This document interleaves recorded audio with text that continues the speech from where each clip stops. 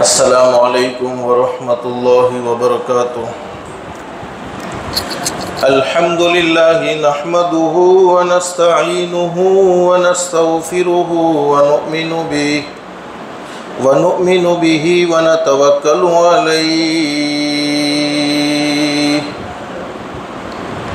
व नऊज़ु बिल्लाहि मिन शुरूरि अनफुसिना व मिन सय्यिआति अअमालिना। मन यहदिहिल्लाहु फला मुदिल्ल लहु व मन युद्लिल्हु फला हादिय लहु व नशहदु अल्ला इलाहा इल्लल्लाहु वहदहु ला शरीका लहु व नशहदु अन्न सय्यदना व मौलाना मुहम्मदन अब्दुहु व रसूलुहु सल्लल्लाहु तआला अलैहि व अला आलिहि व अस्हाबिहि व बारक व सल्लम तस्लीमन कसीरन कसीरा। अम्मा बादु फ़अऊज़ु बिल्लाहि मिनश शैतानिर रजीम। बिस्मिल्लाहिर रहमानिर रहीम।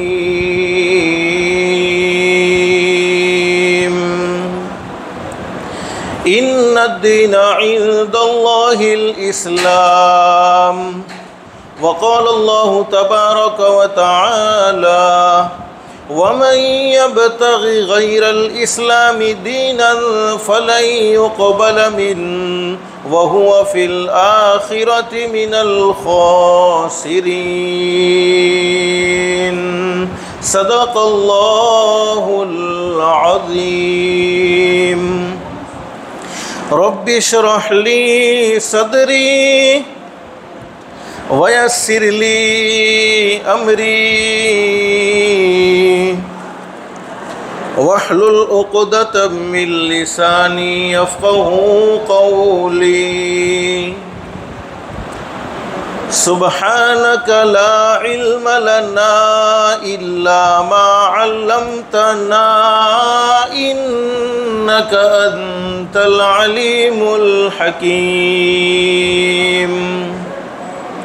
अल्लाहुम्मा सल्लि अला मुहम्मदिन व अला आलि मुहम्मद कमा सल्लैता अला इब्राहीम व अला आलि इब्राहीम इन्नका हमीदुम मजीद। अल्लाहुम्मा बारिक अला मुहम्मदिन व अला आलि मुहम्मद कमा बारकता अला इब्राहीम व अला आलि इब्राहीम इन्नका हमीदुम मजीद। मोहतरमा माएँ और बहनें, अल्लाह का हम सब पर बहुत बड़ा एहसान और बहुत बड़ा करम है कि अल्लाह ने दीन की बातें सुनने के लिए थोड़ी देर यहाँ जमा फरमाया। दुआ करो अल्लाह सबके जमा होने को कबूल फरमाए। और माँ बहनें, दिल में एक नीयत और एक इरादा करके बैठे, जितनी भी बातें सुने अमल की नीयत से सुनेंगे इंशाअल्लाह। इसलिए कि सुनना और सुनाना तो बहुत सी मर्तबा होता है, नहीं होता तो ज़िंदगी में अमल नहीं होता। और असल ज़िंदगी बनती है, ज़िंदगी संवरती है, अमल से संवरती है। और कुरान करीम में अल्लाह रब्बुल आलमीन फरमाते फ़बश्शिर इबाद। अल्लाह फरमाते मेरे बंदों को और मेरी बंदियों को खुशखबरी सुना दो। कौन से बंदे और कौन सी बंदियाँ? अल्लाह कुरान करीम में फरमाते हैं अल्लज़ीना यस्तमिऊनल क़ौल फ़यत्तबिऊना अहसना। अल्लाह फरमाते मेरे वो बंदे और मेरी वो बंदियाँ जो दीन की बातों को, कुरान की बातों को, हदीस की बातों को ध्यान से सुनते हैं, तवज्जो से सुनते हैं और उस पर अच्छा अमल करते हैं। अल्लाह जैसा चाहते हैं वैसा ही अमल करते हैं। कुरान की बातों को सुनकर, हदीस की बातों को सुनकर अपनी मर्ज़ी का अमल नहीं बल्कि अल्लाह जैसा चाहते हैं वैसा ही अमल करते हैं तो इनाम क्या मिलेगा? अल्लाह कुरान करीम में फरमाते हैं उलाइकल्लज़ीना हदाहुमुल्लाह व उलाइका हुम उलुल अलबाब। अल्लाह फरमाते मेरे बंदों और मेरी बंदियों, तुम ज़मीन पर अमल की नीयत करोगे, तुम ज़मीन पर अमल का इरादा करोगे, मैं रब्बुल आलमीन आसमानों पर तुम्हारे लिए हिदायत के फ़ैसले कर दूँगा। तो माँ बहने, हिदायत से बढ़कर कोई दौलत हो नहीं सकती। दुनिया की मुख्तसर सी ज़िंदगी में इंसान को सब कुछ मिल जाए लेकिन हिदायत न मिले, आमाल सालिहा की तौफीक न मिले, उस इंसान की दुनिया की ज़िंदगी बेकार है। और जिसकी दुनिया की ज़िंदगी अल्लाह को नाराज़ करके बेकार हो गई, जिसकी दुनिया की ज़िंदगी अल्लाह को नाराज़ करके बिगड़ गई, अल्लाह हिफाजत फरमाए, अल्लाह हिफाजत फरमाए, उसकी आखिरत की ज़िंदगी दुरुस्त नहीं हो सकती है। इसलिए कि अल्लाह पाक ने दुनिया की ज़िंदगी आखिरत की ज़िंदगी संवारने के लिए, दुनिया की ज़िंदगी आखिरत की ज़िंदगी बनाने के लिए नसीब फरमाई है। अल्लाह से दिल से दुआ कर लो, अल्लाह हम सबको अमल की भी तौफीक नसीब फरमाए और अल्लाह पाक हम सबको हिदायत की दौलत से भी मालामाल फरमाए। एक सहाबी ने हज़रत नबी करीम सल्लल्लाहु अलैहि वसल्लम से सवाल कर लिया, मेरे महबूब हज़रत मोहम्मदुर रसूलुल्लाह सल्लल्लाहु अलैहि वसल्लम, अल्लाह रब्बुल आलमीन किसी बंदे के बारे में या किसी बंदी के बारे में हिदायत का फ़ैसला कर दे तो हिदायत के फ़ैसले का क्या मतलब है? हज़रत नबी करीम सल्लल्लाहु अलैहि वसल्लम ने फरमाया, सुन लो मेरे सहाबाए किराम, जब अल्लाह रब्बुल आलमीन किसी बंदे के बारे में या किसी बंदी के बारे में हिदायत का फ़ैसला कर दे तो हिदायत के फ़ैसले का मतलब ये है अल्लाह मौत के वक्त उसे ज़रूर कलमा नसीब फरमाएंगे। इससे बड़ा इनाम क्या हो सकता है कि हम अमल की नीयत से सुने, अल्लाह पाक हमारे लिए हिदायत के फ़ैसले कर दे। और हिदायत के फ़ैसले का मतलब ये है अल्लाह मौत के वक्त ज़रूर कलमा नसीब फरमाएंगे। तो माँ बहने, दिल में एक नीयत और एक इरादा करके बैठे, जितनी भी बातें सुने अमल की नीयत से सुनेंगे, अमल करने की बरकत से अल्लाह पाक हिदायत की दौलत से मालामाल फरमाएंगे। हिदायत की दौलत से मालामाल होने का मतलब ये है कि एक न एक दिन ये दुनिया तो हमें छोड़ देनी होगी, एक न एक दिन आखिरत का सफ़र ज़रूर करना है। हर एक को एक न एक दिन ये दुनिया से रुखसत हो जाना है। तो मरते वक्त अल्लाह पाक हमें ज़रूर कलमे की दौलत से मालामाल फरमाएंगे। मुझे मुख्तसर बतलाना ये है, कुरान करीम में अल्लाह रब्बुल आलमीन फरमाते हैं इन्नद्दीना इंदल्लाहिल इस्लाम, अल्लाह के नज़दीक अगर कोई पसंदीदा मज़हब है तो वो मज़हब इस्लाम। मज़हब इस्लाम पसंदीदा मज़हब क्यों है? किसी मज़हब में खाना इबादत नहीं बल्कि ज़रूरत है, लेकिन मज़हब इस्लाम ऐसा प्यारा मज़हब है कि अगर कोई खाने से पहले हाथ धो ले और दस्तरखान बिछाए और सुन्नत तरीके के मुताबिक खाने का एहतमाम करें। हदीस शरीफ में फरमाया नबी करीम सल्लल्लाहु अलैहि वसल्लम ने, अगरचे खाने से पेट भर गया लेकिन हकीकत ये है कि उसका इतना वक्त इबादत में मसरूफ़ रहने का भी सवाब उसे मिल गया।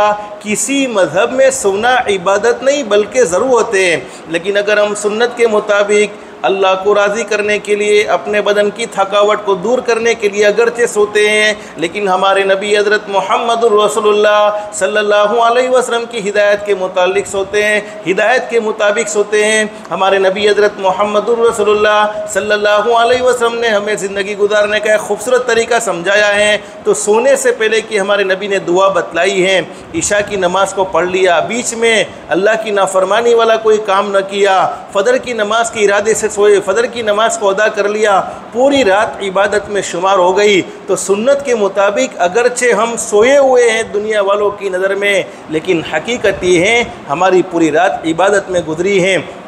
किसी मज़हब में शादी करना इबादत नहीं बल्कि ज़रूरत है, लेकिन मज़हब इस्लाम ऐसा प्यारा मज़हब है कि उस मज़हब में शादी करना भी इबादत है, ज़रूरत नहीं बल्कि इबादत कहा है। किसी मज़हब में हम अपने बशरी तकाज़े को पूरा करते हैं। इंसान होने के नाते हमें पेशाब का भी तकाज़ा होता है, इंसान होने के नाते हमें हर चीज़ का तकाज़ा होता है। तो अगर हम सुन्नत के मुताबिक वो सारे काम करते हैं तो हमारे सारे काम इबादत में शुमार होते हैं। मुझे मुख्तसर बतलाना ये है, मज़हब इस्लाम से बढ़कर कोई खूबसूरत मज़हब नहीं है, लेकिन कुरान करीम के एक मकाम पर अल्लाह फरमाते हैं वमन यब्तग़ि गैरल इस्लामी दीनन फलन युक़बल मिन। अल्लाह फरमाते हैं जिसे मज़हब इस्लाम की तालीम से वाकिफ़ कर दिया गया। अल्लाह ने हमें मुसलमान के घर में पैदा किया। माँ बहने, ये अल्लाह का हम पर बहुत बड़ा एहसान है। दुनिया के अंदर अल्लाह पाक ने हमें हज़ारों नेमतों से नवाजा है, बल्कि कुरान करीम में अल्लाह पाक फरमाते हैं मेरे बंदों और मेरी बंदियों, तुम्हें इतनी नेमतों से नवाजा कि अगर तुम उन नेमतों को गिनना चाहो तो गिन न सको, शुमार करना चाहो तो शुमार न कर सको।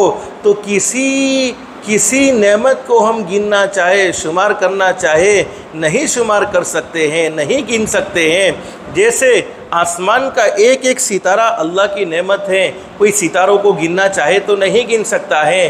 बारिश का एक एक कतरा अल्लाह की नेमत है, कोई बारिश के कतरात को गिनना चाहे तो नहीं गिन सकता है। हमारे जिस्म का, हमारे बदन का, हमारी बॉडी का एक एक बाल अल्लाह की नेमत है, कोई जिस्म के बालों को, कोई बॉडी के बालों को, कोई बदन के बालों को गिनना चाहे तो नहीं गिन सकता है। हमारी हर सांस का आना और सांस का जाना ये अल्लाह की बहुत बड़ी नेमत है। कोई सांस के आने जाने को गिनना चाहे तो नहीं गिन सकता है। अल-गर्ज़, अल्लाह ने हम पर बेशुमार एहसानात किए हैं और बेशुमार नेमतों से हम सबको नवाजा है, लेकिन तमाम नेमतों में सबसे अजीम नेमत, सबसे कीमती दौलत दुनिया की मुख्तसर सी ज़िंदगी में अल्लाह पाक ने हम सबको नसीब फरमाई, वो है दौलत ईमान। मुसलमान के घर में पैदा कर दिया, मुसलमान के घर में पैदा हो जाना ये अल्लाह की बहुत बड़ी नेमत, उससे बड़ी कोई नेमत हो नहीं सकती। और माँ बहने, ये मत समझो कि हम अपनी मर्ज़ी से मुसलमान के घर में पैदा हुए हैं। कुरान करीम में अल्लाह रब्बुल आलमीन फरमाते बलिल्लाहु यमुन्नु अलैकुम अन हदाकुम लिल ईमान इन कुंतुम सादिकीन। अल्लाह फरमाते मेरे बंदो और मेरी बंदियों, ये तो मैंने तुम पर एहसान का मामला किया है, फ़ज़ल का मामला किया है, करम का मामला किया है कि तुम्हें ईमान की दौलत से माला माल फरमा दिया, मुसलमान के घर में पैदा कर दिया। अल्लाह कुरान करीम में फरमाते अगर मैं चाहता तो तुमको यहूदी के घर में भी पैदा कर सकता था, मैं चाहता तो तुमको ईसाई के घर में भी पैदा कर सकता था, मैं चाहता तो तुमको मजूसी के घर में भी पैदा कर सकता था। लेकिन अल्लाह ने हम पर कितना बड़ा करम का और कितना बड़ा फजल का मामला फरमाया कि ईमान की दौलत से अल्लाह पाक ने हमें माला माल फरमा दिया और मुसलमान के घर में पैदा कर दिया। मुसलमान के घर में पैदा हो जाना ये अल्लाह की बहुत बड़ी नेमत है, लेकिन ईमान को मौत तक बचा कर रखना और ईमान की हालत में दुनिया से जाना ये उससे भी बड़ी नेमत है। दुनिया की मुख्तसर सी ज़िंदगी में जितने भी हम नेक अमाल करते हैं, चाहे अपनी ज़िंदगी में 5 वक्त की नमाज का एहतमाम करते हो, रमज़ान के रोज़े रखते हो, अल्लाह ने माल दिया ज़कात अदा करने का एहतमाम करते हो, अल्लाह ने ताकत दी माल दिया हज करने का एहतमाम करते हो, दुनिया की ज़िंदगी में जितने भी नेक अमाल करते हैं और जितनी भी बुराइयों से अपनी ज़ात को बचाते हैं, तमाम के तमाम नेक अमाल का मकसद और तमाम के तमाम गुनाहों से बचने का एक ही मकसद है। जो ईमान अल्लाह ने हमें माँ की गोद से नसीब फरमाया वो ईमान कब्र में जाने तक महफूज कैसे रहे। माँ बहने, इस वक्त आप जमा हुई हो, जमा होने का भी एक ही मकसद है, अल्लाह ने हमें मुसलमान के घर में पैदा फरमाया, ईमान की दौलत से माला माल फरमाया, वो ईमान कब्र में जाने तक सलामत कैसे रहे, बच कैसे जाए। हदीस शरीफ में फरमाया नबी करीम सल्लल्लाहु अलैहि वसल्लम ने बादिरू बिल अमाल, ए मेरे सहाबाई किराम, हमारे नबी ने ये बात सहाबाई किराम के दरमियान में बयान फरमाई, लेकिन क़यामत तक के आने वाले तमाम के तमाम इंसानों को हमारे नबी हज़रत मोहम्मद रसूलुल्लाह सल्लल्लाहु अलैहि वसल्लम ने ये पैगाम दिया है। हमारे नबी ने क्या ज़बरदस्त बात बयान फरमाई, बादिरू बिल अमाल, मेरे उम्मतियों जितना हो सके दुनिया की ज़िंदगी में नेक अमाल में जल्दी करते रहो, नेक अमाल को कल पर न टालो कि फ़लानी उम्र में अल्लाह को राज़ी करने वाले अमाल कर लूँगी, फ़लाने उम्र में अल्लाह को राज़ी करूँगी, फ़लाने उम्र में फ़लाने गुनाह से तौबा कर लूँगी। माँ बहने, एक सेकंड में क्या हो जाए किसी को भी कुछ नहीं मालूम होता है। पता नहीं आइंदा ज़िंदगी हमारी बाकी है या नहीं है, हमें नहीं मालूम है। हदीस शरीफ में फरमाया नबी करीम सल्लल्लाहु अलैहि वसल्लम ने, मेरे उम्मतियों तुम अपनी हर रात को आखिरी रात समझो, हर दिन को आखिरी दिन समझो, हर हफ्ते को आखिरी हफ्ता समझो, हर महीने को आखिरी महीना समझो, हर साल को आखिरी साल समझो। न मालूम किस वक्त हमें मालिक के कायनात की तरफ से बुलावा आ जाए, उस वक्त कोई किसी को बचा नहीं सकता है और कोई किसी के काम नहीं आ सकता है। हमारे नबी ने फरमाया नेक अमाल में जल्दी कर लो उस वक्त के आने से पहले पहले कि अंधेरी रात के टुकड़ों की तरह नए नए फितने तुम्हें देखने को मिलेंगे। फिर हमारे नबी ने फरमाया मेरी उम्मत का हाल ये होगा, मेरी उम्मत के अमाल इतने बिगड़ जाएंगे, मेरी उम्मत गुनाहों में इतनी आगे बढ़ जाएगी, अल्लाह को नाराज़ करने में इतनी आगे बढ़ जाएगी, अल्लाह की नाफरमानी करने में सारी हदूद क्रॉस कर जाएगी। और हाल ये होगा सुबह में आदमी मोमिन होगा, लेकिन जब शाम को मौत आएगी जनाजा काफिर का उठ रहा होगा, और शाम को आदमी मोमिन होगा, लेकिन जब सुबह में मौत आएगी जनाजा काफिर का उठ रहा होगा। अल्लाह हम सब की हिफाजत फरमाए। माँ बहने मुझे मुख्तसर समझाना ये है, मज़हब इस्लाम की खूबसूरत तालीम जब हम तक पहुँच चुकी है, ईमान मिल जाने के बाद एक मुसलमान मर्द की क्या ज़िम्मेदारी है, एक मुसलमान औरत की क्या ज़िम्मेदारी है, उस ज़िम्मेदारी को समझाने के लिए अल्लाह पाक ने अंबिया इकराम का सिलसिला शुरू फरमाया। सबसे पहले नबी हज़रत आदम अलैहिस्सलातु वस्सलाम और सबसे आखिर में आने वाले हमारे आका ताजदार मदीना मुहम्मदुर रसूलुल्लाह सल्लल्लाहु अलैहि वसल्लम, शान वाले नबी, मकाम वाले नबी, मर्तबे वाले नबी, तमाम के तमाम नबियों ने दुनिया में बसने वाले लोगों को एक ही पैगाम दिया, ओ लोगों अल्लाह को मानो। क्या मतलब है?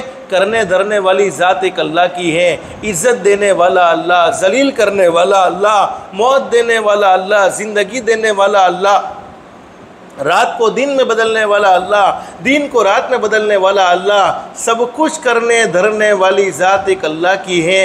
ये अक़ीदा होना चाहिए कि हमारी ज़ात से कुछ नहीं होता है। आज तक जो कुछ हुआ वो भी हमारे पैदा करने वाले अल्लाह ने किया है, अभी जो कुछ हो रहा है वो भी हमारा पैदा करने वाला अल्लाह ही कर रहा है, और आइंदा भी जो कुछ होने वाला है वो भी हमारा पैदा करने वाला अल्लाह ही करने वाला है।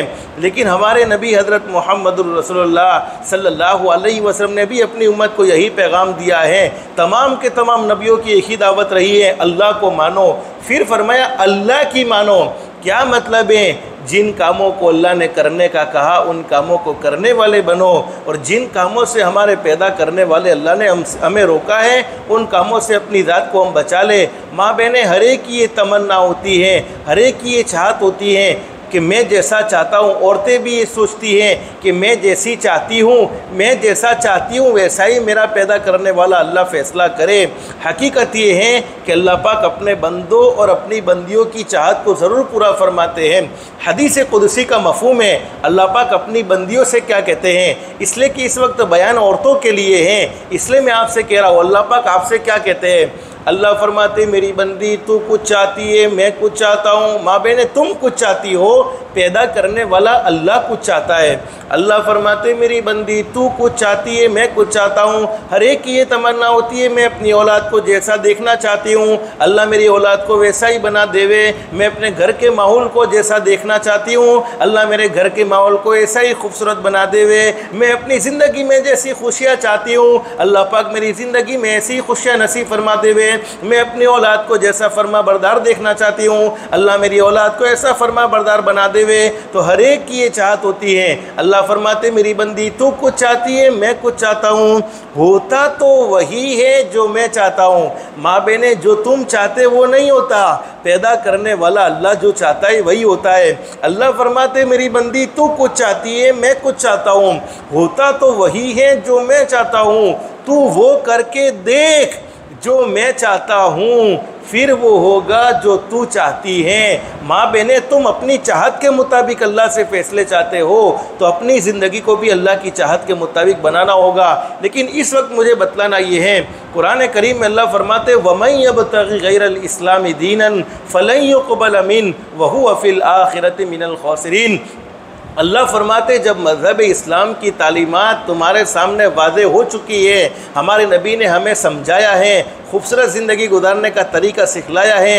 एक मर्द है तो उसको औरत के साथ कैसा रहना चाहिए, औरत है तो उसको मर्द के साथ कैसा रहना चाहिए, बाप है तो उसको अपनी औलाद के साथ कैसा रहना चाहिए, औलाद है तो उसे अपने माँ बाप के साथ कैसा रहना चाहिए, बीवी है उसे शोहर के साथ कैसा रहना चाहिए, शोहर है उसे बीवी के साथ कैसा रहना चाहिए, सास है उसे बहू के साथ कैसा रहना चाहिए, बहू है उसे सास के साथ कैसा रहना चाहिए। हज़रत नबी करीम सल्लल्लाहु अलैहि वसल्लम ने मुकम्मल ज़िंदगी गुजारने का तरीका हमारे सामने वाज़े फरमा दिया। और कुरान करीम में अल्लाह फरमाते लक़द कान लकुम फ़ी रसूलिल्लाहि उस्वतुन हसना लिमन कान यरजुल्लाह वल यौमल आखिर।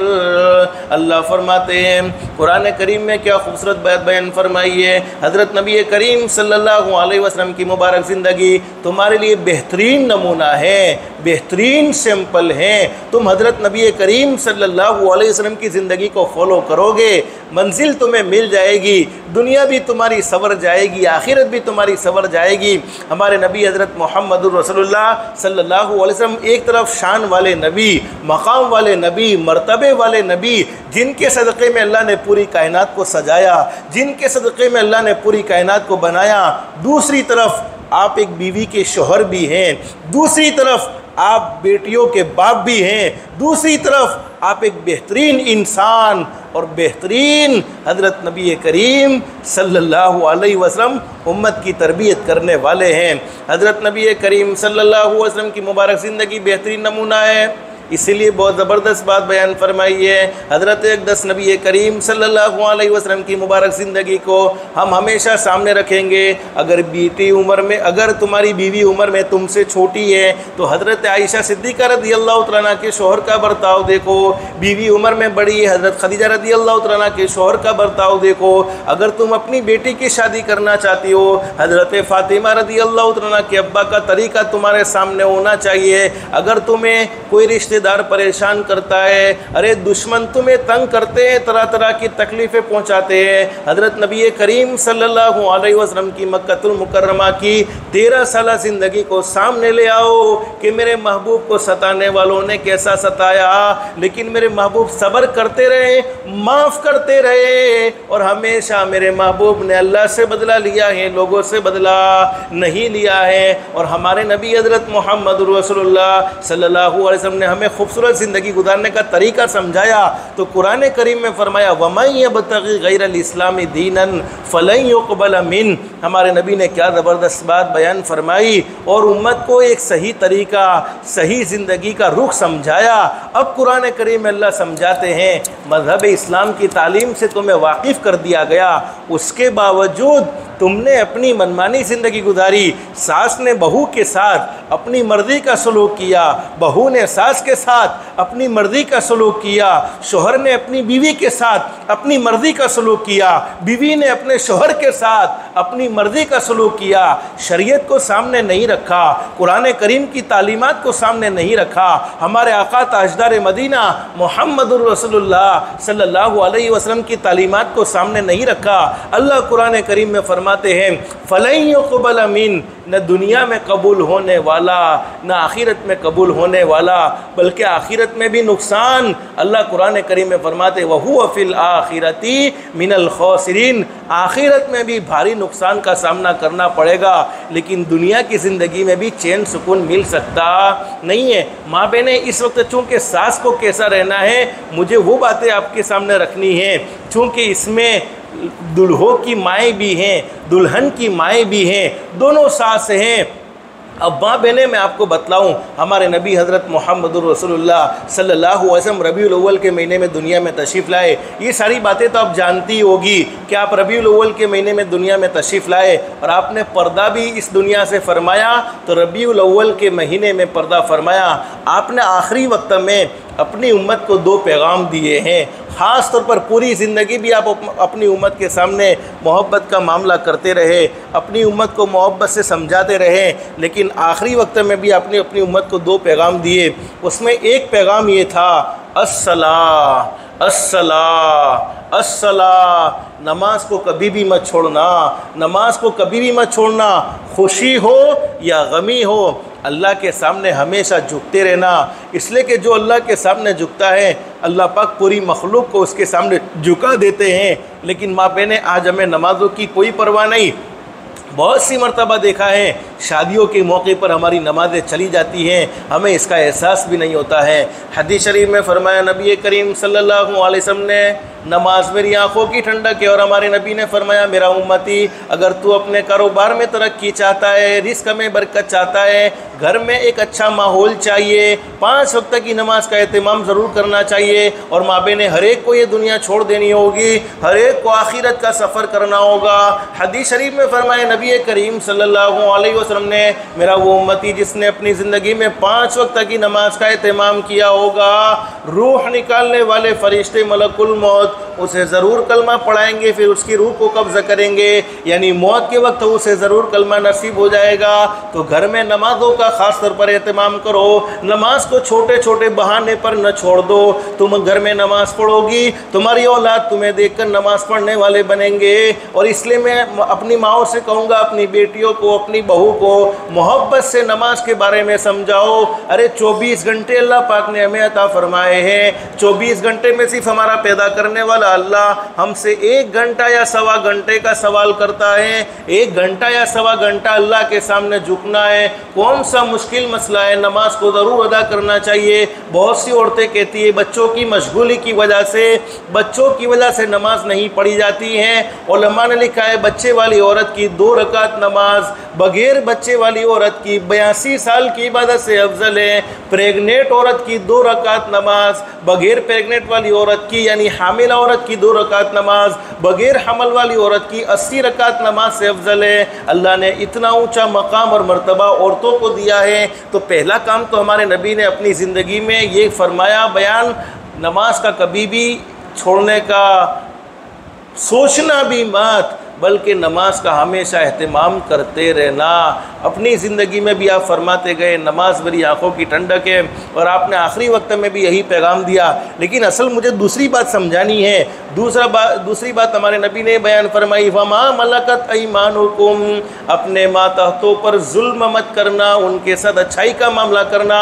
माँ बहनें, अब तुम सास बनोगी और तुम्हारे घर में एक बहू आएगी। हकीकत ये है कि माँ बहनें, याद रखो, किसी के लिए उसकी बेटी बोझ नहीं होती है, बल्कि हर एक को उसकी बेटी से बड़ी ज़बरदस्त मोहब्बत होती है। और आज हमारा समाज है, हमारा माशरा है, घर में बेटा पैदा हो जाए बड़े खुश होते हैं, बेटी के पैदा होने पर बड़े गमगीन होते हैं। याद रखो, बेटा भी अल्लाह की तरफ से है, बेटी भी अल्लाह की तरफ से है। अल्लाह कुरान करीम में फरमाते, यहबु लिमन यशाउ इनासा वयहबु लिमन यशाउ ज़ुकुर औ युज़व्विजुहुम ज़ुकुरान व इनासा वयजअलु मन यशाउ अक़ीमा। अल्लाह फरमाते, जिसे मैं चाहता हूँ यहबु लिमन यशाउ इनासा, बेटियाँ ही बेटियाँ देता हूँ, जिसे मैं चाहता हूँ बेटे देता हूँ, जिसे मैं चाहता हूँ बेटियाँ भी देता हूँ, बेटे भी देता हूँ, और जिसे मैं चाहता हूँ कुछ भी नहीं देता हूँ। ये अल्लाह का एक निज़ाम है, बेटी भी अल्लाह की तरफ से है, बेटा भी अल्लाह की तरफ से है। लेकिन हदीस शरीफ में फरमाया नबी करीम सल्लल्लाहु अलैहि वसल्लम ने, जिसके घर में पहली बेटी पैदा हो जाए, शर्त ये है कि बीवी भी खुश है, शोहर भी खुश है। हदीस शरीफ में हमारे नबी ने फरमाया कि एक फ़रिश्ता आता है और उस जन्ने वाली औरत को, यानी बेटी की माँ को और बेटी को अपने परों से ढांप लेता है, और वो फ़रिश्ता कहता है, तू भी कमज़ोर, जिसको तूने जना है वो भी कमज़ोर, जो तुम दोनों पर खर्च करेगा, एहसान का मामला करेगा, अल्लाह उसका साथी हो जाएगा।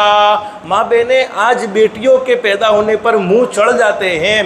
हमारे समाज में हमने बहुत सी मर्तबा देखा है, सास बहू पर इसलिए जुल्म करती है कि बेटी घर में क्यों पैदा हुई है। तो माँ बहनें, क्या बहू के हाथ में था कि बेटा पैदा हो जाए या बेटी पैदा हो जाए? मैं आपको साफ बातें कहता हूँ, कुरान करीम में औरतों को खेती कहा है। अब खेती में जो चीज़ होती है अल्लाह की तरफ से वही ज़ाहिर होती हैं। तो माँ बहनें, मैं असल ये बातें आपको इसलिए समझा रहा हूँ कि आज हमने अपने समाज का ये बुरा हाल देखा है कि बेटियों के पैदा होने पर चेहरे बड़े गमगीन होते हैं।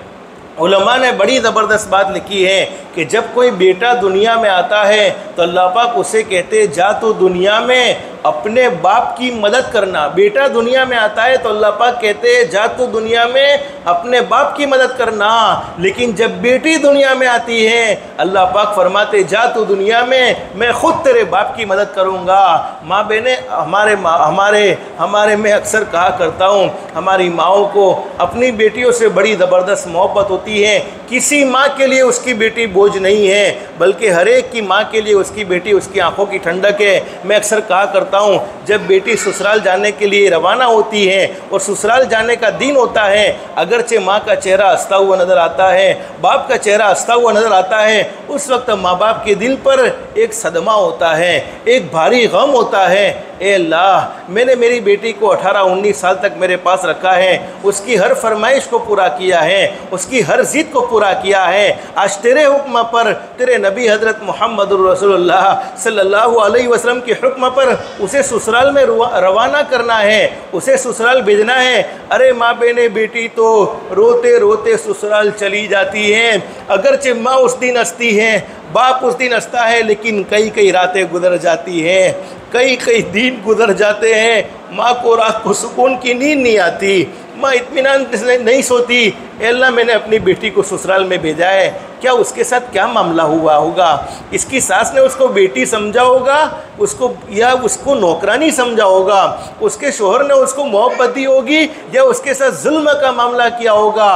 कई कई रातें, कई कई दिन माँ बाप रोने में गुजार देते हैं, माँ बाप तड़पते हैं, कभी कभी रात को करवट इधर बदलते हैं, लेकिन अपनी बेटी की जुदाई में उन्हें नींद नहीं आती है। अपनी बेटी की जुदाई में उन्हें सुकून की सांसें नहीं ली जाती हैं। तो किसी माँ बाप के लिए उसकी बेटी बोझ नहीं है। ये तो शरीयत का हुक्म है, ये तो अल्लाह का हुक्म है, ये तो हज़रत नबी करीम सल्लल्लाहु अलैहि वसल्लम का हुक्म है, जिसके नतीजे में ससुराल भेजना होता है। लेकिन माँ बहने, मुझे मुख्तसर समझाना ये है, चूँकि ये बयान सास के लिए है, सासों के लिए। अब हमारे प्रोग्राम में मैं कभी कभी सोचता हूँ कि આપણા જ્યારે પ્રોગ્રામ થાય છે તો દુલ્હનનો પણ અલગ પ્રોગ્રામ, દુલ્હાઓનો પણ અલગ પ્રોગ્રામ, સાસુઓનો પણ અલગ પ્રોગ્રામ, સસરાઓનો પણ અલગ પ્રોગ્રામ, પણ વધારે ત્રાસ તો નણંદનો હોય છે, તો નણંદનો પ્રોગ્રામ કેમ નથી રાખતા? એ બી એક સવાલ છે કે વધારે ચલો સાસુની ઊંચ નીચ તો વહુ બરદાસ્ત કરી લે છે, ઘરમાં આવવાવાળી વહુને બરદાસ્ત થઈ જાય છે, પણ જે પેલી નણંદ જે હાકીમ બની જાય છે એની ઊંચ નીચ તો વહુને બરદાસ્ત થતી નથી। તો મા બહેનો, એનો જવાબ એ છે કે જ્યારે તમે તમારી વહુને સારી રીતે રાખશો તો તમારી દીકરી એના સાથે ખોટું કરી શકશે नहीं। अब सासुओं ने शू हिदायत आपवामां आवी छे ए हूँ तमने बतावा चाहूँ छूँ। सासुओं को चाहिए, देखो अब मैं आपके लिए कुछ मुख्तसर बातें बतलाता हूँ। सास के लिए हिदायत, सास को चाहिए कि बहू के साथ अपनी लड़की जैसा बर्ताव करें, जैसे तुम अपनी बेटी के साथ मामला करते हो वैसे ही आने वाली बहू के साथ भी मामला करो। इसी तरह प्यार मोहब्बत से अपनी बहू को रखना चाहिए कि वो अपनी अम्मी को भूल जाए, उसके आराम और राहत का पूरा पूरा ख्याल रखना चाहिए। आज बहुत सी मर्तबा ऐसा होता है, बेटी के आराम का तो पूरा पूरा ख्याल होता है, लेकिन बहू के आराम का पूरा पूरा ख्याल नहीं रखा जाता है। हाकिमाना तरीका इख्तियार न करे, ऑर्डर न करे, हम करी ले फलाणु करी ले, नहीं। तुम अपनी बेटी को कैसे मोहब्बत से समझाते हो, बेटी को कैसे मोहब्बत से किसी काम का हुक्म देते हो, बहू को भी इसी तरीके से मोहब्बत से कहो। कोई गलती उससे हो जाए तो उसको माफ़ कर दे। अरे नादान है, बहू है, अभी माँ बाप का घर भूलने में बहुत दिन लग सकते हैं, बहुत महीने लग सकते हैं, बहुत साल लग सकते हैं। इसलिए अगर कोई नादानी कर बैठे तो उस पर जुल्म का मामला न करो, जाति का मामला न करो, बल्कि उसे माफ़ कर दो। उसकी गलती को दूसरी औरतों के सामने बयान न करो। आज बहुत सी मरतबा हमारी बहू तो 10-10 वाग्या સુધી પડી રહે છે, 11-11 वाग्या સુધી पड़ी रहे छे, એને तो कई सवारનું भान ज नहीं। नहीं माँ बहने, अगर ये बातें तुम अपनी बहू के बारे में करोगी तो तुम्हारी बहू के दिल में तुम्हारी मोहब्बतें नहीं आ सकती है, बल्कि तुम्हारी बहू के दिल में तुम्हारी नफ़रतें पैदा हो जाएगी। उसकी गलती को दूसरी औरतों के सामने बयान न करे, उसके घर वालों का जिक्र बुराई के साथ न करे और न घर में किसी को करने दे। अरे तारो बाप तो आओ छे, तारी माँ तो आवी छे, तारी बूनो तो आवी छे। माँ बहने, ये बहू के दिल को जख्मी कर देती है। अगरचे वो तुम्हारे वेवाई है, लेकिन उसकी तो सगी माँ है, उसका तो सगा बाप है। उसने अपनी माँ को छोड़ा, अपने बाप को छोड़ा, और हम उसके दिल को इसकी माँ की बुराई करके, इसके बाप की बुराई करके, इसके दिल को ज़ख्मी करे, इसके दिल को ठेस पहुँचाए, मैं कसम खाऊं तो गलत नहीं, फिर हमारी ज़िंदगियों में और हमारे घरों में कभी भी सुकून पैदा नहीं हो सकता है। खाने पीने में अपनी औलाद जैसा बर्ताव करें। खुद तो अपनी बेटी को ताज़ा खिलाते हो कि भाई तू नाश्ता में ताज़ी रोटी खाई ले, और बहू को कहा जा रहा हो कि तू रात में पड़ेली बासी रोटी खाई ले। मैं ये नहीं कहता कि बासी रोटी नहीं खानी चाहिए, लेकिन इंसाफ का मामला होना चाहिए। बहू है तो कोई पराई नहीं है, ये हमारे बेटे की बीवी है, तो हमारे घर का एक मेंबर है। अब उसे ऐसी बेटी जैसी मोहब्बत देनी चाहिए कि उसे भूल से भी अपनी माँ के घर की तरफ जाने का तसव्वुर न हो। अगर किसी वक्त तबीयत में सुस्ती हो या कोई बीमारी हो तो उसको काम करने से मना कर दे। बहुत सी मर्तबा मैंने कई घरों का ये हाल देखा है। बहुएं बेचारी इतनी मजलूम होती है, हालांकि उन्हें बड़ी परेशानी भी होती है, बीमार भी होती है, लेकिन इस वजह से वो काम से मना नहीं कर सकती अपनी सास को कि मैं सास को कहूँगी कि अम्मी आज मुझसे काम नहीं होता है तो सास मुझे डांट देगी। नहीं माँ बहन, अगर तुम्हें मालूम है कि ये कमज़ोर आने वाली बहू, इसको ज़रा तकलीफ़ है, वो ज़रा तकलीफ़ में है, तो उसको खुद कह दे नहीं बेटी आज तुझे काम करने की ज़रूरत नहीं है, हम ज़मीन वालों के साथ रहम का मामला करेंगे, आसमान वाला हम पर रहम का मामला फरमाएगा। और माँ बहनें याद रखो, अगर कोई बीमारी है, अगर वो बीमार हो गई है तो इसके इलाज कराने में भी देरी ना करे, उसके काम को सराहा करे, उसके काम की तारीफ़ करे, और कभी कभी हो सके तो उसे कुछ इनाम भी देना चाहिए। अब बेचारी बहू शादी करके घर पर आई है, अरे उसके पियर में तो कभी उसने खाना भी नहीं बनाया है, अब यहाँ पर खाने बनाने में कभी कुछ गलती हो गई, तारी माए तो तेने रोते सिखवाड़ी उसे कि नहीं सिखवाड़ी हो, तारी माए कोई लखड़ आपिया सके नहीं आपिया, ये कहकर उसके दिल को ज़ख्मी न करे, ये कहकर उसके दिल को दुखी न करे। माँ बहने, हदीस शरीफ में हमारे नबी हज़रत मोहम्मद रसूलुल्लाह सल्लल्लाहु अलैहि वसल्लम ने इरशाद फरमाया, एक मरतबा हमारे नबी ने क्या फरमाया, मेरे सहाबा इकराम, अगर कोई काबतुल्लाह को, बैतुल्लाह को 100 मरतबा तोड़ दे, नऊज़ुबिल्लाह ऐसी गलीज़ हरकत कौन कर सकता है, काबे को कौन 100 मरतबा तोड़ सकता है। और हमारे नबी ने फरमाया, मैं मोहम्मद उसे अपने हाथों से 100 मरतबा बनाऊं, मुझे इस पर कोई अफसोस नहीं, जितना एक मुसलमान के दिल पर राई के दाने के बराबर तकलीफ़ पहुंचाने पर अफसोस होता है। और आज माँ बहने, मैंने बहुत सी औरतों को देखा है, वो अपनी बेटियों के लिए तो सुख चाहती हैं और अपनी बहुओं को दुखी करती हैं। ऐसा कभी भी नहीं हो सकता। कमा तदीन तुदान, जैसा करोगे वैसा भरोगे, जैसी करनी वैसी भरनी, जैसी करनी वैसी भरनी, ना मानो तो करके देखो, जन्नत भी है दोज़ख भी है, ना मानो तो मर के देखो, भले अमल का भला नतीजा, बुरे अमल का बुरा नतीजा, जिन लोगों ने बुरा किया है चलकर उनका घर देखो। हदीस शरीफ में फरमाया नबी करीम सल्लल्लाहु अलैहि वसल्लम ने, अल्लाह रब्बुल आलमीन बड़े करीम है, बड़े रहीम है, पूरी ज़िंदगी गुनाहों में गुजर जाए, पूरी ज़िंदगी नाफरमानियों में गुजर जाए, सिर्फ एक मरतबा कह दिया जाए अस्तगफिरुल्लाह, माँ बहने दिल दिल में कह दो अस्तगफिरुल्लाह का माना ये, अल्लाह मैं तुझसे माफ़ी मांगती हूँ। अल्लाह आसमान पर फरमाते, मेरी बंदी तूने मुझसे माफ़ी मांगी है, मैंने तेरी ज़िंदगी के सारे गुनाहों को माफ़ कर दिया है। अरे दुनिया वालों से हम माफ़ी मांगते हैं तो दुनिया वाले तो कभी कभी ताना भी दे देते हैं, अरे तमोने माफ़ करवा जेवा हता तो नहीं, पर तमें माफ़ी मांगवा आया छो तो तमने माफ़ करी दઈએ छे। लेकिन अल्लाह आसमान पर फरमाते, मेरी बंदी मैंने तुझे ऐसा माफ़ किया है जैसा कि तूने गुनाह किया ही नहीं था, अल्लाह की नाफरमानी की ही नहीं थी। लेकिन हमारे नबी ने फरमाया, अल्लाह बड़े करीम बड़े रहीम, ज़िंदगी में जितनी भी नाफरमानियाँ हो जाए, जितने भी गुनाह हो जाए, जितने भी अल्लाह को नाराज़ करने वाले काम हो जाए, अल्लाह चाहे तो माफ़ कर दे, चाहे तो उसकी सज़ा को आखिरत पर मुअख्खर कर दे। लेकिन 2 गुनाह ऐसे हैं जिनकी सज़ा मरने से पहले पहले दुनिया में ज़रूर मिलती है। नंबर 1, जिसने अपने माँ बाप के दिल के टुकड़े टुकड़े किया हो, इसलिए अपने माँ बाप के दिल को कभी भी ज़ख्मी न करो, माँ बाप को दुख मत पहुँचाओ। और नंबर 2, जिसने किसी पर जुल्म किया हो, अरे बहू कमज़ोर है, गरीब घर की है, इसके पास बोलने की ताकत नहीं है, उसके पास कुछ कहने की ताकत नहीं है, लेकिन पैदा करने वाला अल्लाह कमज़ोर नहीं है, पैदा करने वाला अल्लाह बड़ा ताकतवर है, वो जालिम को छोड़ता नहीं है बल्कि मजलूम की तरफ से खुद पैदा करने वाला अल्लाह जवाब देता है। तो जालिमों को कभी भी छोड़ा नहीं जाता। इसलिए माँ बहने, तुम अपनी बेटियों को जैसी मोहब्बत देते हो उससे कई गुना ज़्यादा मोहब्बत की हकदार आने वाली बहू है, जो अपने माँ बाप को, अपने घर को शरीयत के लिए, अल्लाह के लिए, हज़रत नबी करीम सल्लल्लाहु अलैहि वसल्लम के हिदायत पर अपने घर को छोड़कर आई है। अब उस बेटी को दुखी नहीं किया जाए। तुम्हारा लड़का कोई गलती करे तो उस लड़के से भी कह दिया जाए कि नहीं बेटा माफ़ कर दे। अगर तू ज़मीन पर माफ़ करेगा अल्लाह आसमान पर तेरे गुनाहों को माफ़ कर देगा। तो फरमाया कि उसके काम को सराहा जाए, उसके काम में अगर कोई कमी हो तो नरमी और मोहब्बत से समझाया जाए। कोई भूल कर दी है, खिचड़ी में नमक ज़्यादा डाल दिया, खाना सही नहीं बना है, तो उसे प्यार मोहब्बत से समझाया जाए। किसी वक्त अगर काम ज़्यादा हो तो ख़ुद भी उसकी मदद करे, उसकी किसी कमी को उसके खुसर से यानी ससुरा से भी ना कहे और उसको डांट डपट न करे। इसी तरह अपने लड़के से भी उसकी कमी और कोताही का जिक्र न करे, न किसी किस्म की कोई शिकायत करे। इसी तरह अपनी लड़कियों को भी, देखो मैंने कहा ननद का जो मामला होता है वो बहुएं बर्दाश्त नहीं करती हैं। ननदों का त्रास बहुत ख़तरनाक होता है।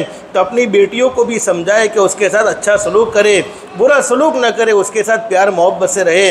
और अगर तुम्हारी लड़कियां उम्र में बहू से छोटी हैं तो उनको हुक्म दे कि अपनी भाभी का अदब व एहतराम होना चाहिए, उनके एहतराम के ख़िलाफ़ कोई कलमा ज़ुबान से न निकाले, बहू के सामने उसके घर वालों का जिक्र बुराई से न करे, बहू के सामने जहेज़ की कमी का जिक्र न करे। देखो माँ बहने, अब ज़रा खामोशी से सुने तो मुझे भी बात करने में आसानी होगी। अरे माँ बहने, बहुत आवाज़ बहुत हो रही है, खामोशी का माहौल इख्तियार करें। बहू के सामने जहेज़ की कमी का जिक्र न करे। तारा बापे पलंग आवो आलियो छे, तारी माए तिजोरी आवी आली छे, नहीं नहीं माँ बहने, इससे बड़ा जहेज़ क्या हो सकता है कि जिस माँ ने अपने दिल के टुकड़े को, अपने जिगर के टुकड़े को अपने आपके हवाले कर दिया हो, उससे बड़ा जहेज़ क्या हो सकता है। तो फरमाया कि बहू के सामने जहेज़ की कमी का जिक्र न करे, न जहेज़ के सामान में कोई कमी निकाले, न बहू के सामने उसका जिक्र करे कि तेरे घर वालों ने फलानी चीज़ नहीं दी है। ये तो बहू के ज़िम्मे नहीं होता है, ये तो लड़के वालों के ज़िम्मे होता है कि अच्छे रूम का इंतज़ाम, अच्छे पलंग का इंतज़ाम। आने वाली बहू तो मेहमान होती है। बल्कि मैंने कहा न, इससे बड़ा जहेज़ क्या हो सकता है कि जिस माँ ने इसके जिगर के टुकड़े को निकाल कर तुम्हारे हवाले कर दिया हो। बल्कि फरमाया कि बल्कि घर वालों ने अगर कोई सामान दिया है तो उसके सामने उसके सामान की तारीफ़ करे। ये सारी बातें माँ बहनें तुम अपनी बहू के सामने करोगी तो बहू के दिल में ज़रूर तुम्हारी मोहब्बत होगी। और जब तुम्हारी मोहब्बत बहू के दिल में होगी, मैं अक्सर कहा करता हूँ माँ बहनें तजर्बों के साथ, कि जब माँ का बुढ़ापा होता है तो उस वक्त ज़्यादातर बेटियाँ काम नहीं आती है, सहारा बहू बनती है।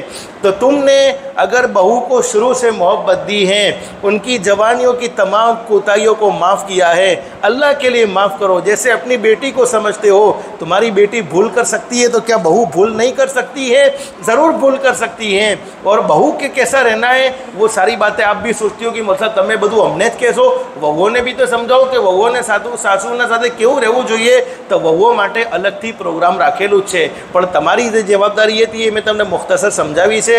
તો મા બહેનો, આ બધી વાતોનો ખાસ તौर પર ખ્યાલ રાખશું તો ઇન્શાઅલ્લાહ અલ્લાહની દાતાલીથી ઉમ્મીદ છે આપણો ઘર જન્નતનો નમૂનો બનશે। આજ આપણા ઘરમાં લડાઈ ઝઘડા થાય છે, બીજા લોકોને ખબર પડે તો બીજા લોકો તો આવું તમાશા જોવા માટે તૈયાર જ બેઠા હોય છે।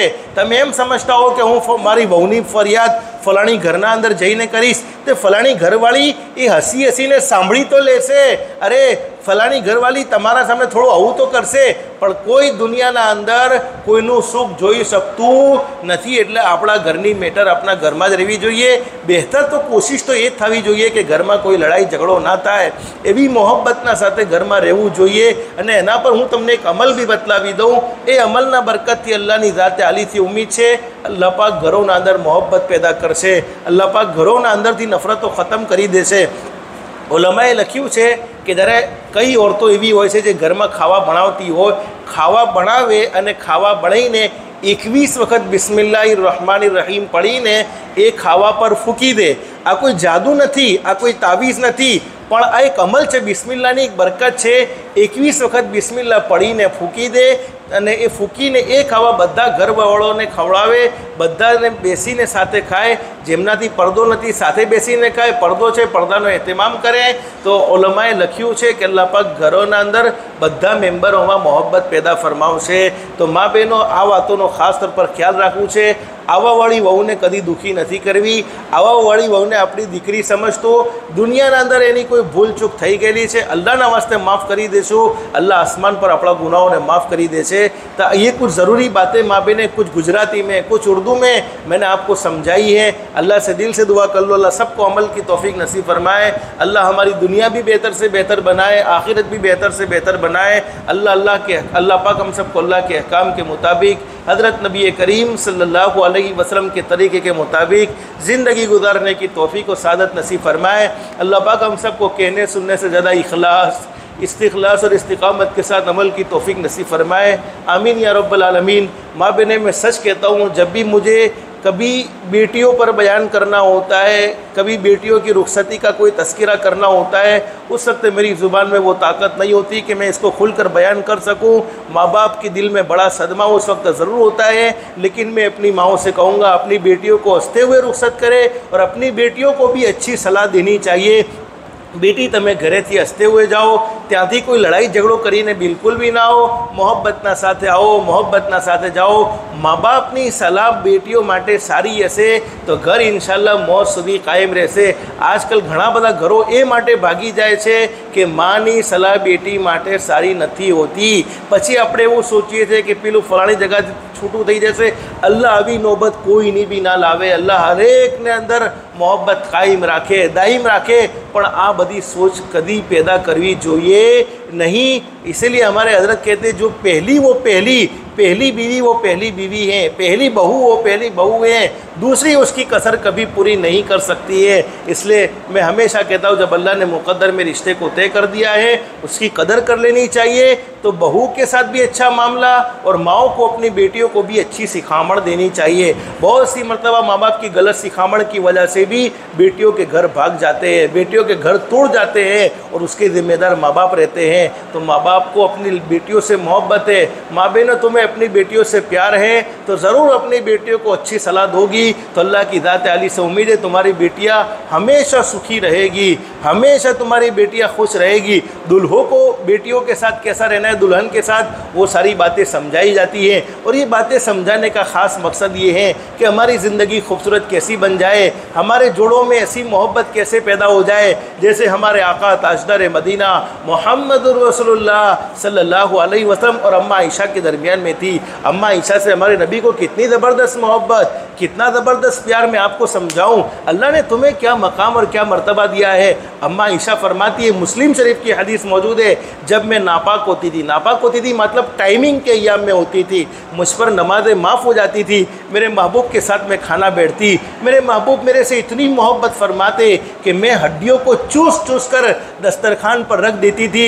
मेरे महबूब हालांकि मैं ऐसे अय्याम में होती जिन अय्याम में मुझ पर नमाज़ें माफ़ हो गई, यानी टाइमिंग के अय्याम में, हेज़ के अय्याम में, फिर भी मेरे महबूब मेरे मुंह से लगी हुई हड्डियों को खुद चूसते थे, फिर दस्तरखान पर रखते थे. तो हमारे नबी ने ये अमल करके उम्मत को मोहब्बत का पैगाम दिया है कि बीवियों से, औरतों से नफ़रत नहीं की जा सकती है बल्कि उन्हें मोहब्बत दी जा सकती है. वो कमज़ोर दिल की होती हैं, कमज़ोर दिल वालों पर कभी जुल्म नहीं. इसलिए मैं मर्दों से हमेशा कहा करता हूँ कि तुम बाहर कितने भी अच्छे बन जाओ लेकिन घर में बीवी के साथ तुम्हारा सलूक अच्छा नहीं है. बाहर के तुम हीरो हो और घर में बीवी के सामने ज़ीरो हो तो समझ लेना चाहिए तुम ज़ीरो ही हो, हीरो नहीं हो सकते हो. तो ये माँ बहने को ज़रूरी बातें मैंने आपके सामने इसलिए रखी है कि इन बातों का ख़ास पर हमें ख्याल रखना है और एक खूबसूरत माहौल को अपने घर में कायम रखना है और ख़ूबसूरत माहौल को अपने घर में बनाना है. उसके लिए सबसे बड़ा रोल सास का होता है कि सास चूँकि घर की एक सरदारन होती है. और मैं बहू से कहता हूँ, हमारे नबी ने अपनी बेटी हज़रत फ़ातिमा को रुखसत किया. हज़रत फ़ातिमा से फरमाया, बेटी फ़ातिमा जब तुम किसी घर की सरदारन बनना चाहती हो तो पहले उस घर की नौकरानी बनना. आज बहू में एक प्रॉब्लम ऐसी होती है कि भाई हूँ जेम कहूँ एम मारो वर मारो शोहर माने, और माँ चाहती है कि नहीं मैं जैसा कहती हूँ ऐसा मेरा बेटा करे। हाँ, पहला हक माँ का है, माँ का ज़रूर होना चाहिए, इससे कि माँ ने 9 महीने उसे पेट में रखा है, लेकिन मोहब्बत में एतदाल होना चाहिए। माँ बाप को भी चाहिए कि अपने बच्चे को अपनी बीवी से बहु मोहब्बत करते हुए देखें तो खुश हो जाना चाहिए। फिर ये नहीं कि वहू लाया पछी तो ये मारी तरफ तवज्जो आप तो नहीं। हमने कई शादी करने वालों को ऐसा परेशान देखा है, वो कहते भी है मैं सब माना सामे हसीने बात करूँ तो बहरी नाराज़ थी जाए से, बहरी ना सामे हसीने बात करूँ तो माँ नाराज़ थी जाए से, तो हसीने बात करूँ के ना सामे। फिर मैं कहता हूँ भाई तू कोई ना सामे हसीने बात कर मत कर, दिल में हंसतो रे जेनाथी भी तारे हंसવું હોય पर दिल ना अंदर हसीने बात करी ले। लेकिन माँ बहने हकीकत ये है कि ऐसा नहीं होना चाहिए। अपने बेटे के सुख को देखकर आपको भी खुश होना है, अपनी बहू के सुख को देखकर आपको भी खुश होना है, और आप चाहती हो कि मेरी बेटी ससुराल में गई है, मेरी बेटी को राहत मिले, तो आने वाली बेटियों के साथ भी तुम्हारे घर में जो बहू बनकर आई है उनके साथ भी अच्छा मामला करो। तुम जैसा मामला अपनी बहू के साथ करोगे तुम्हारी बेटियों के साथ भी वैसा ही मामला किया जाएगा। ये कुछ ज़रूरी बातें मैंने आपके सामने रखी है। अल्लाह से दिल से दुआ है कि अल्लाह हम सब की दुनिया भी बेहतर से बेहतर बनाए, आखिरत भी बेहतर से बेहतर बनाए। अल्लाह के अहकाम के मुताबिक हज़रत नबी करीम सल्लल्लाहु अलैहि वसल्लम के तरीक़े के मुताबिक ज़िंदगी गुजारने की तौफ़ीक़ व सआदत नसीब फरमाए। अल्लाह पाक हम सबको कहने सुनने से ज़्यादा इखलास, इस्तिखलास और इस्तिकामत के साथ अमल की तौफ़ीक़ नसीब फरमाए। आमीन या रब्बल आलमीन। व आखिरु दावाना अनिल हम्दुलिल्लाहि रब्बिल आलमीन।